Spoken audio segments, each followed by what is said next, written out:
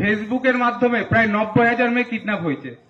ফেসবুককে use করেই 90,000 মেয়েকে kidnap করা হয়েছে। তো যেসব মেয়ে বা ছেলেরা আছে তাদেরকে বলবো, বাইরে থেকে কোনো অজানা কেউ যদি ফ্রেন্ড রিকোয়েস্ট পাঠায়, কেউ কোনো রকম ভাবে সেটাকে একসেপ্ট করবে না। আর আরেকটা নতুন দেখা দিচ্ছে, আমাদের থানায় এসেছিল ক্লাস 6-এ পড়ে একটা মেয়ে, 12 বছর না 13 বছর বয়স, ক্লাস 6-এ পড়ে।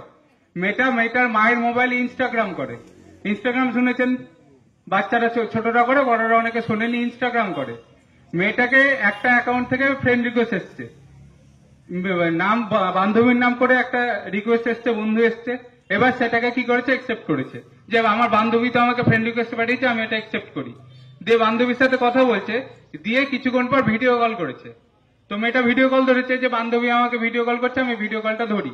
যখনই ভিডিও কলটা করেছে, আমি যদি ভিডিও কল ধরি, আমার এদিকে আমার মুখ, অন্যদিকে কার মুখ থাকবে, অন্যজনের মুখ। সেদিকে কি দেখা গেছে, একটা ছেলে উলঙ্গ অবস্থায় দাঁড়িয়ে আছে। সেটাকে কি করেছে, 10 সেকেন্ডের জন্য সেই স্ক্রিন রেকর্ড করে নিয়েছে, দিয়ে সেটাকে ফেসবুকে ছাড়ছে। দিয়ে মেয়ের মা বাবার কাছে দাবি করছে, এটা আমি আবার ছেড়ে দেবো, আরো ভাইরাল করব, যদি আমাকে 20,000 বা 30,000 টাকা না দেন।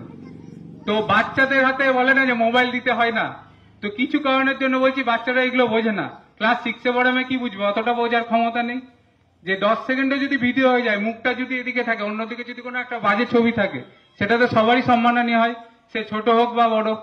তো মোবাইলে যদি কোনো আননোন জায়গা থেকে রিকোয়েস্ট আসে, যাকে চিনেনি না, তাদেরকে কাউকে একসেপ্ট করবেন না কোনো সময়। আপনাকে ফোন করলো, ফোন করে বলছেন আপনার নামেই আধার কার্ড নাম্বার এটা, স্বামীর নাম এটা, বাড়ি এখানে, অ্যাড্রেস থানা এখানে, সব বললো, সব মিলে গেল। আপনি বললেন হ্যাঁ। তখন বলবে আপনার 1 লাখ টাকার একটা সোনার গয়না বিদেশ থেকে আসছিল আপনার নামে, সেটা কাস্টমে বা দিল্লি এয়ারপোর্টে বা কলকাতা এয়ারপোর্টে আটকে গেছে। তখন আপনি ভাববেন বা একটা সোনার গয়না পাওয়া যাবে, বা একটা 5 লাখ টাকার কোনো গিফট পাওয়া যাবে, খুশি হয়ে গেলেন। দিয়ে বললেন ঠিক আছে নিব, আমি কি করব? বলবে যে কাস্টমে আটকে গেছে, কাস্টমের টাকা চাইছে, 10,000 টাকা বা 15,000 বা 20,000 টাকা চাইছে। তো সেই টাকাটা আপনি আমাকে পাঠিয়ে দেন, ব্যাংক অ্যাকাউন্ট ডিটেলস দিল, পাঠিয়ে দিল। আপনি কি করলেন, একটা সোনার হার বা 2 লাখ টাকা বা 5 লাখ টাকার জন্য কি করলেন, 10,000 টাকা পাঠিয়ে দিলেন। আবার কিছুক্ষণ পরে ফোন করে বলবে রাস্তায় আসছিল, ট্রাফিকে আটকেছে, রাস্তায় আসছিল, সিআইডি আটকেছে, এরকম চলতেই থাকবে। এরকম করে করে রানীনগরের একজন মহিলা টোটাল লোন করে, বন্ধন থেকে লোন করে, বিভিন্ন জায়গা থেকে লোন করে টোটাল 7 লাখ টাকা দিয়েছেন। ঠিক আছে, 7 লাখ, 7 লাখ, 7 লাখ টাকা দেওয়ার পরে আবার চাইছে 1 লাখ টাকা, যে আপনার বাড়ির কাছে আছে, রাস্তায় আটকে গেছে, এবার আপনি এই টাকাটা দিন, আপনার বাড়িতে পৌঁছে যাবে। তারপরে মহিলা আর বাড়িতে গয়না পৌঁছানি, মহিলা কোথায় গেছে, আমাদের বহরমপুর সাইবার থানায় গেছে। তো যখনই কোনো সাইবার প্রতারণা হবে, একটা নাম্বার অবশ্যই মনে রাখবেন, যেটা এখানে লেখা আছে দেখুন, 1930, 1930। কি নাম্বারটা বললাম, 1930। এই নাম্বারটা সকলে মনে রাখবেন, 1930।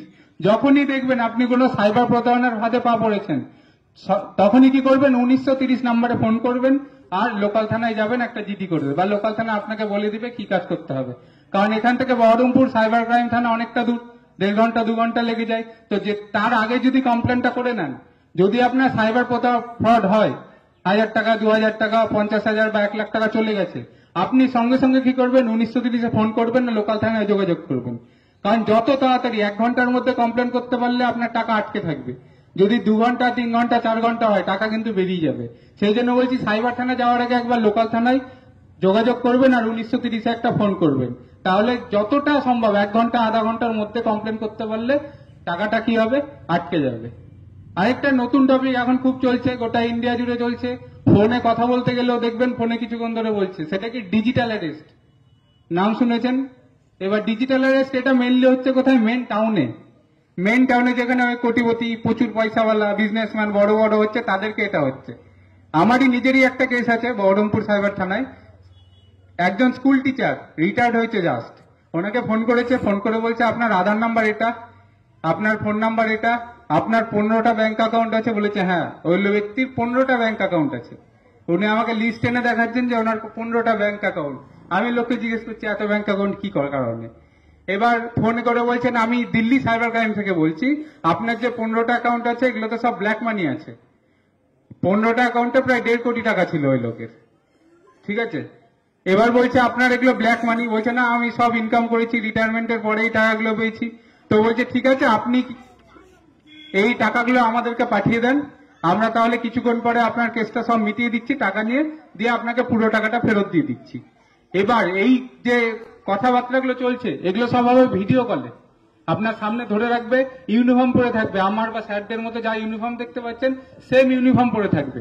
পুলিশ কখনো আপনাদেরকে কাউকে ভিডিও কল করেছে থানা থেকে যে আপনি একটু থানায় দেখা করে যান, বা আপনাকে এটা অ্যারেস্ট ওয়ারেন্ট পাঠানো হচ্ছে, কোনো সময় ভিডিও কল করেছে? কোনোদিনও করেনি। কারো এসছে কি এখানে ভিডিও কল থানা থেকে? কোনোদিনও আসেনি। তাহলে দিল্লির সাইবার থানা বা কলকাতার সাইবার থানা বা অন্য কোনো ডিপার্টমেন্টের টাইম থাকবে না আপনাকে ফোন করার ভিডিও কল করে। কিন্তু এই ক্ষেত্রে কি করবে, আপনাদেরকে ভিডিও কল করবে।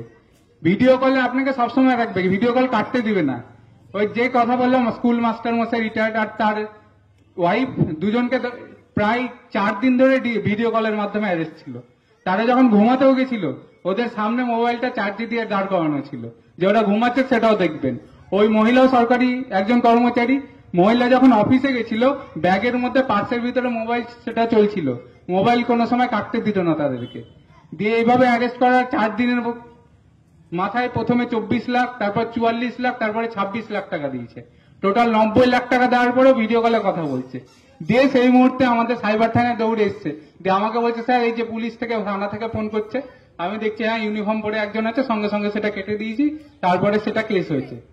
এবার যে আমরা যে 1930 ফোন করেছি, কিন্তু তিনি 2 দিন পরে এসছে, টোটাল 90 লাখ টাকা দেওয়া কমপ্লিট, তার 2 দিন পরে আমাদের কাছে এসছে, আমাদের কাছে আর কিছু করার নেই। এবার সেটা কেস তদন্ত চলছে, তারপর সেটা টাইমের সাথে কি হবে সেটা দেখা যাবে। তো এই গ্রামের দিকে এটা কম হয়, এটা মেনলি বড় বড় শহরে। দিল্লিতে সবচেয়ে বড় হলো, দিল্লিতে একজন 1.5 কোটি টাকা দিয়েছে, ডিজিটাল অ্যারেস্টের শিকার হয়ে 1.5 কোটি টাকা দিয়েছে। এটা গ্রামের দিকে কম, শহরের দিকে বেশি।